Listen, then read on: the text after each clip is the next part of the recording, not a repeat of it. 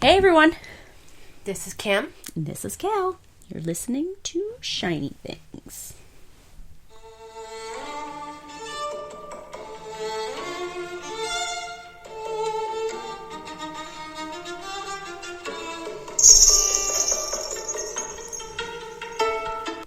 So Kim, it's my favorite time of year. Now you love the Halloweeny, don't you? It is, and we're into October. I love the fall. I think that's my favorite time. It is, it's so pretty, and you get to be in warm, snuggly clothes. It's almost like because the leaves are so pretty that even if it's cloudy out, it's bright. Right.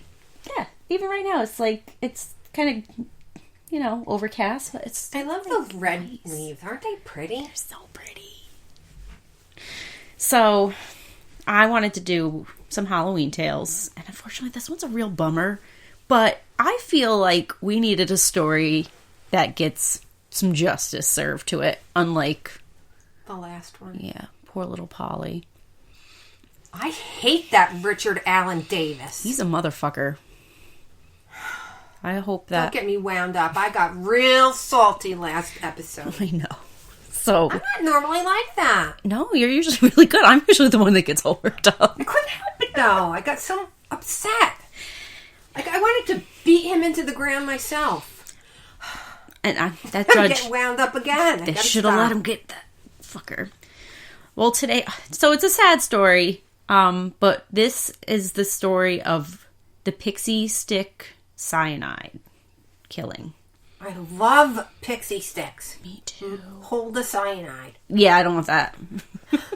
I don't want what they're selling in that. Yeah, you can keep that. So it's Halloween, 1974, and these kids outside of a Houston suburb of Deer Park are all prepped and ready to go trick-or-treating because... They're all wound up and... Oh, yeah, they're not even born yet. I know. He's such a baby. But, the kids are, they're high on Halloween at this point. God, I used to love Halloween. Yeah, you go out and your pillowcase. Pillowcase? As will go to like 4 houses and she's like, okay, I'm done. I know Lauren used to do that too. I'm like, I'm in my head, I'm thinking, you don't even got enough for me and Daddy yet. I'm keep going. That's what I'm like, no. I have this whole empty bag over here. You got to fill that one and then we'll fill that one. My dad used to tell me when he was a kid, they used to go out, do their trick-or-treating, and then go get a different mask and go out again. That's greedy. I know, but still. You know what I did? When I went one time, I got an apple from Mr. Nelly.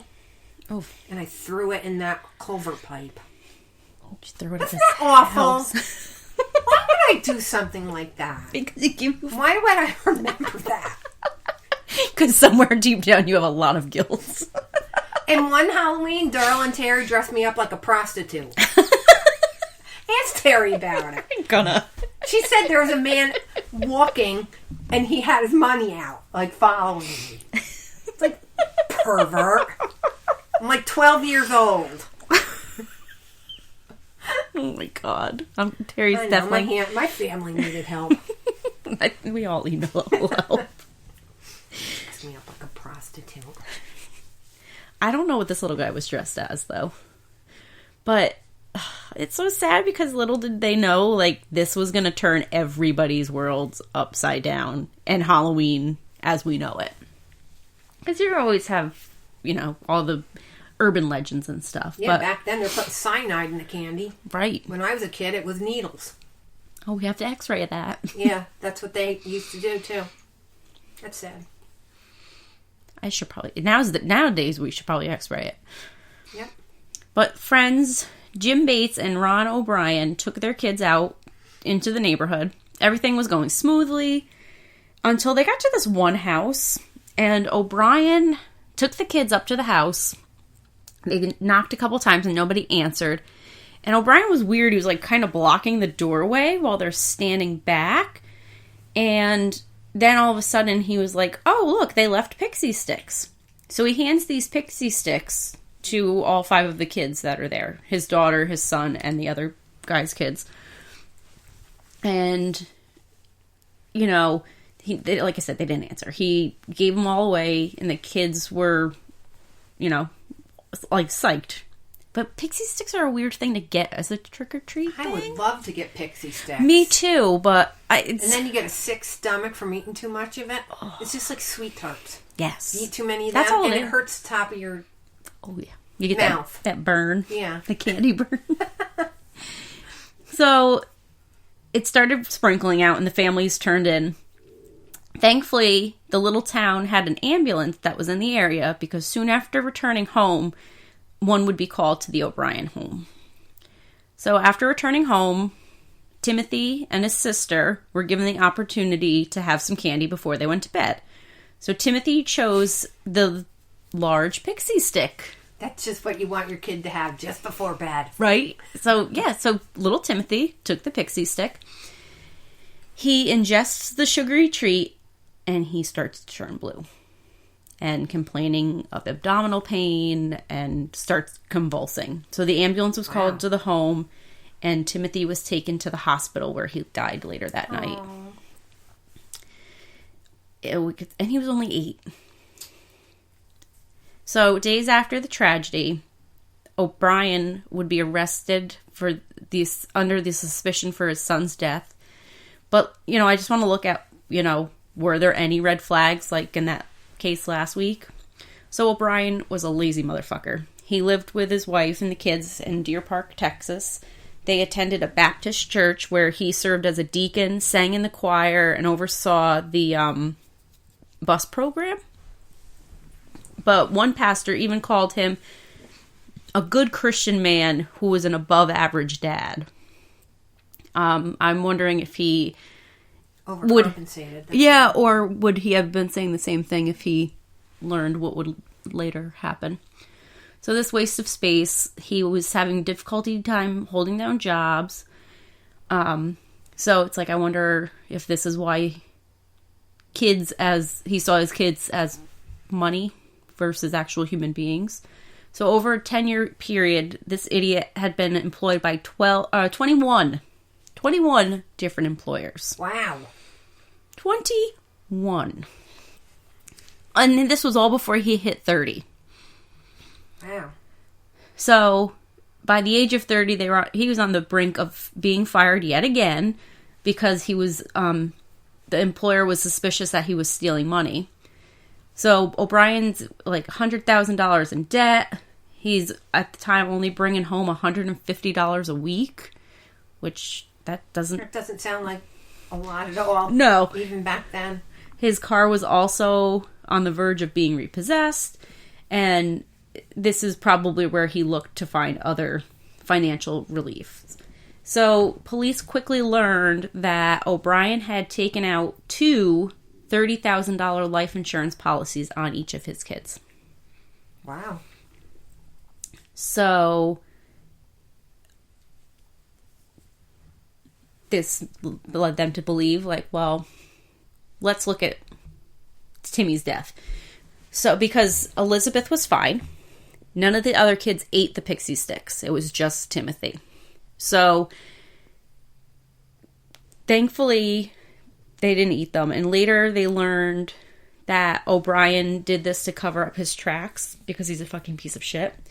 But when that house they went to, he knew nobody would be home.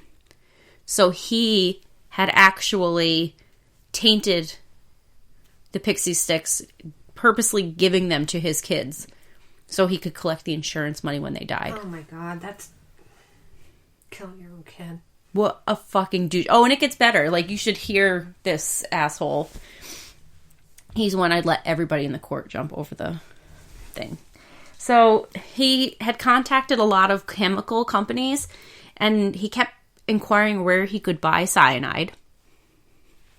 Before the internet, but... Yeah, but still. Right. So he's looking around for cyanide. There was... So, and at that point, the cops were like, tag him, because this is enough to open up an investigation into the death. There's a fun fact about cyanide. Sometimes when people are poisoned with it, it goes unnoticed because only about 40 20 to 40% of the population can actually smell cyanide. It smells like bitter almonds. It's like a very distinct smell. And most of us just don't have the gene for it. I do. I can smell it. Deal with cyanide much, Kelly? There's a time in mortuary school.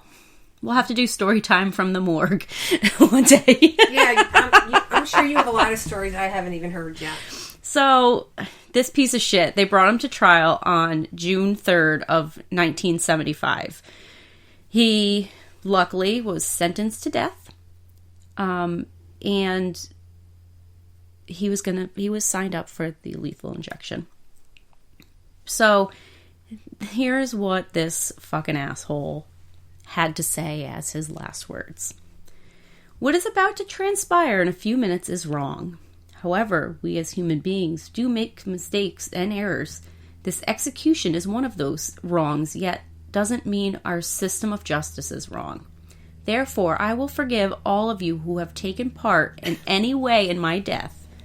Also, to anyone I have offended in any way during my 39 years, I pray and ask your forgiveness, just as I forgive anyone who offended me in any way.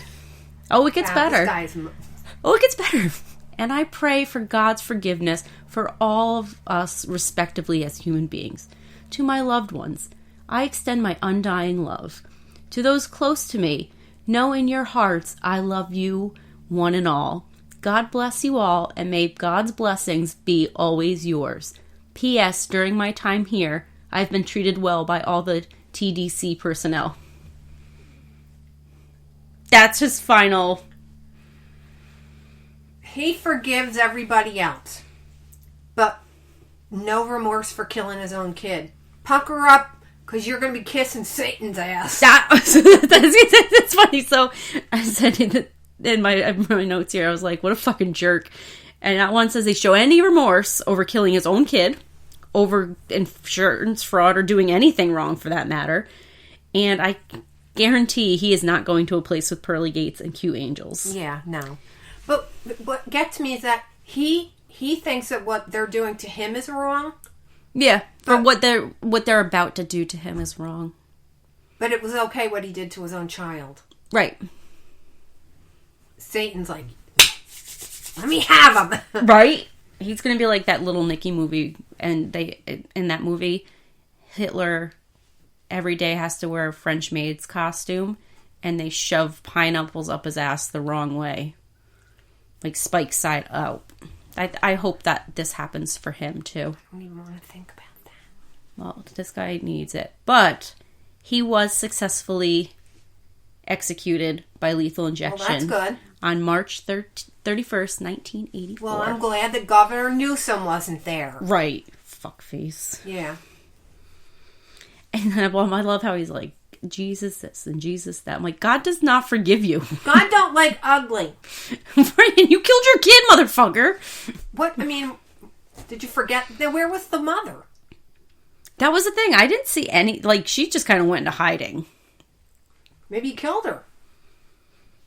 If I were her, I would have been like, peace, motherfucker, taken her other kid and, like, never talked to him again. That is craziness. Just the thought of, like, I know, I'm sorry, that was really short. But, like, thinking about as the daughter, like, if she had eaten hers, they both would have died.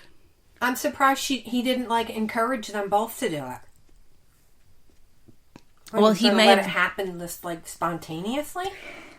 That's what I was wondering, because it was like, he picks Halloween night, he picks a house that he knows nobody's going to be home, so he tries to pass it off like, oh, the boogeyman's out there, and he's poisoning kids' candy. But he wasn't that stealth. You're an asshole. That's why I know it's short, but it gives justice. Well, yeah, because, you know, sometimes after the stories like last week's, with poor little Polly, you need some kind of story that shows that, yeah, sometimes people really do get theirs in the end that deserve it. But like him, it's like lethal injection's too kind. Give him cyanide. Cyanide's not a cool way to die. It's awful. I wouldn't know. But apparently you do. Yes. It's like, Oh, it's like horror movie, like picture a rabid dog in a horror movie. And just